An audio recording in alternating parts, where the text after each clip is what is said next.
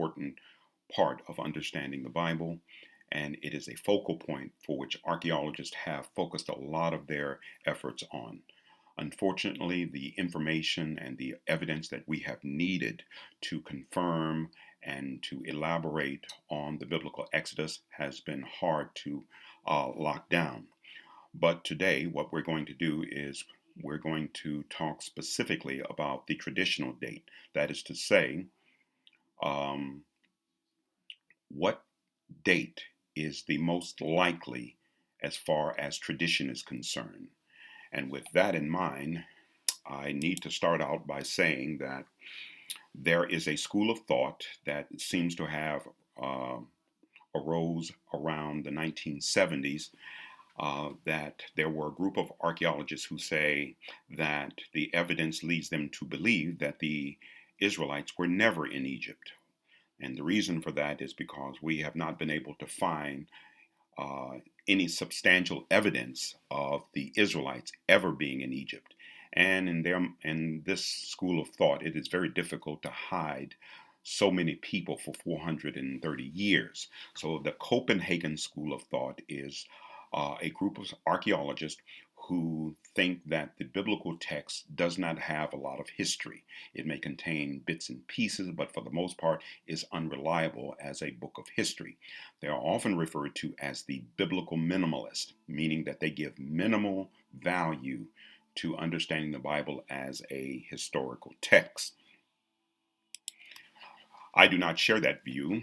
I do believe that the Israelites were in Egypt, and this is a complicated problem, but we will take on those problems in later videos. However, for today, we're going to deal with the traditional date, that is the early date, in which we think that the Israelites came out of Egypt. In this school of thought, we believe that the Israelites left Egypt around 1450. Now, I must say that we have to have a margin of error. Archaeology has uncovered a lot of evidence, but we recognize that archaeology is not an exact science in this particular. So, therefore, there is a margin of error for about 50 years, I guess.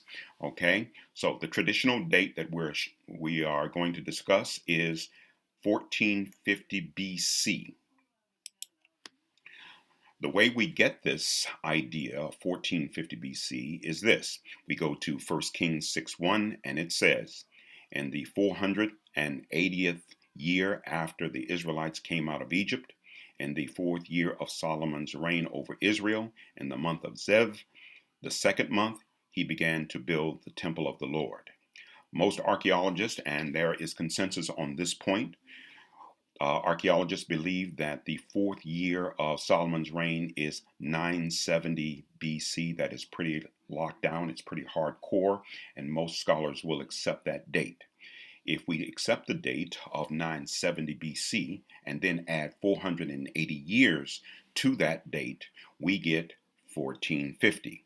This means that the book of Genesis was written around 1450 BC. This allows us now to place Moses in the context of ancient Egypt. If that is the case, then we are looking at the 18th dynasty of Egypt. Now, we have good records. The ancient Egyptians were very good about records when it comes to this particular point, and that is the 18th dynasty. And I need to say that a dynasty is simply one family bloodline. So anytime you have a family, when they have a son and when they have a daughter, this is all one bloodline. But if one particular child does not have any sons or daughters, and then there's no one else, then you have to change bloodlines. You must change to another bloodline, another family, and that means the change of a dynasty. So what you see here is actually the 18th dynasty, and we have good records of the 18th dynasty. It's also the new kingdom, the beginning of the new kingdom. So this we believe to be Moses's world, his context, the world he grew up in, the society he grew up in, the civilization that he grew up in, which is Africa par excellence. By this reckoning, Pharaoh Thutmose I in the 18th dynasty is probably the Pharaoh who ordered the death of the Hebrew children. He is probably referenced in Exodus chapter 1, verse 8, which says, "Then a new king, to whom Joseph meant nothing, came to power in Egypt." So we think that this might be the Pharaoh who ordered the death of the Hebrew children. By this reckoning, the lady who rescued Moses from the Nile River is actually Thutmoses the first daughter. This means she would be referenced in Exodus chapter 2, verse 5, when she goes down to the bank to bathe and she rescues Moses from the Nile River and finds him in a basket. So, Hatshepsut, a female princess who will eventually be the Pharaoh. I want to stress that point because Hatshepsut is actually the first woman to rule a state. There is still controversy about this. We also suspect that there are a few women even earlier who reigned before Hatshepsut, but much more research needs to be done. But at any case, she is one of the very earliest women to actually rule a state. Hatshepsut is very famous in history. Her reign will be tremendous. She will send an expedition to Punt and a lot of other great things. But at the time that she rescues Moses, she's probably the princess. In this same school of thought, if we are valid in our calculations of the Exodus, it means that Moses grew up under Thutmoses III. Many of the movies will portray there's some kind of competition between the Pharaoh or the prince and Moses. This is nonsense. It's some made up myths. There would have been no competition. The family bloodline will dictate how the succession will go. And because Moses was in the position that he was in, he probably, no matter what the situation is, probably would have never reached the throne unless he was the only one, the only surviving child. So Thutmoses the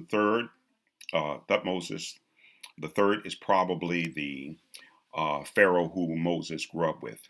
An interesting note here is that the mummy in the Cairo Museum labeled Thutmoses III has been found to be about 30 something years of age. This doesn't really correlate with what we understand about Thutmoses III because he would have been at least 64 maybe when he actually died. So the mummy in the Cairo Museum is probably not Thutmoses III.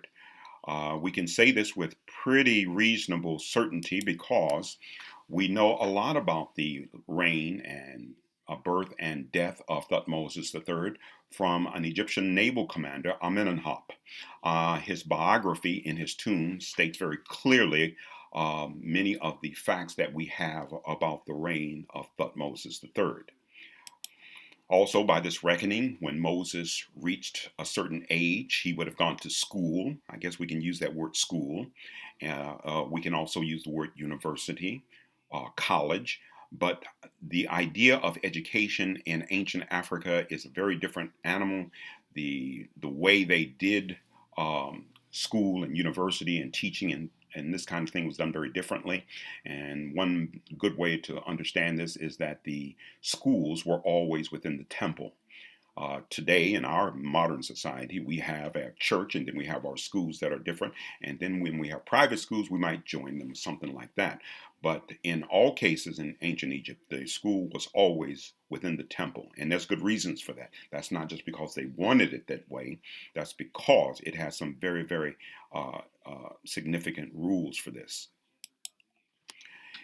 Also, following our argument, the high priest during the 18th dynasty was Hasuneb, and he is probably the teacher who presided over Moses' curriculum. He's the one who had to decide what Moses needed to learn. In this case, Moses' education would have been not just good, but the very best in the entire world because he was still training to be a pharaoh or the prince of Egypt. Following our argument again, we think that the pharaoh of the Exodus may have been Amenhotep II. He is actually the son of Thutmoses III.